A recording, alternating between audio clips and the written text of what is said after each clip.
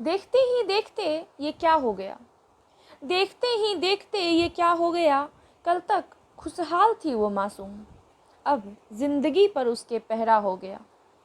Hello दोस्तों, welcome to my YouTube channel उफ ये ज़िंदगी। मैं हूँ अपर्णा आदर्श और एक बार फिर हाजिर हूँ आप लोगों के बीच अपनी बातें लेकर।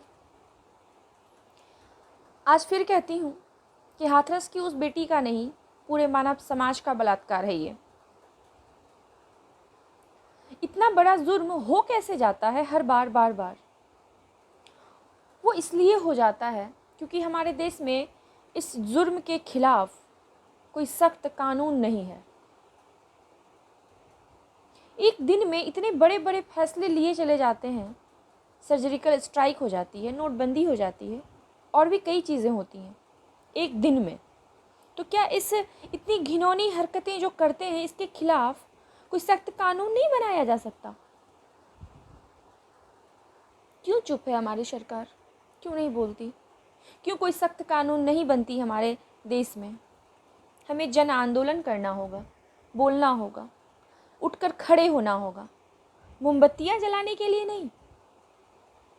तब तक बोलना होगा जब तक गवर्नमेंट सुनती नहीं है। बहुत बड़ी बात कह रही हूँ।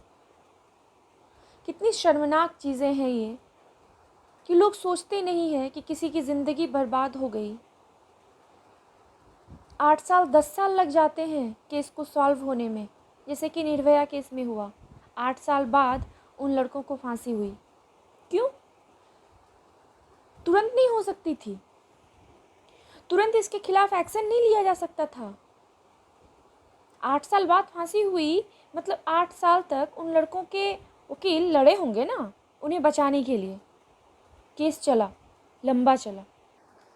हाथरस की बेटी मनीषा वाल्मीकि के लिए इंसाफ होना चाहिए। इंसाफ ऐसा नहीं कि निर्भया केस की तरह 8 साल बाद जाकर के उन लड़कों को फांसी दिया गया। इंसाफ ऐसा होना चाहिए कि उन लड़कों को बोलने का मौका भी नहीं दिया जाए और सज़ा हो जाए।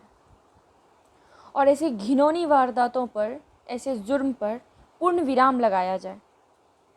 मिल गई आज़ादी, आज़ाद हो गए हम, हमारा देश तो आज़ाद हो गया, मगर हमारी सोच आज भी गुलाम है।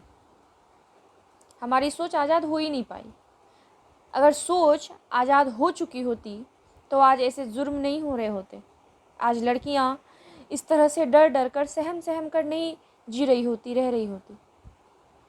अगर आज़ादी मिल गई हमें तो हमें सुरक्षित महसूस करना चाहिए। लड़कियों को सुरक्षित महसूस करना चाहिए। किसी भी प्रकार का डर, भय उनके मन में नहीं होना चाहिए।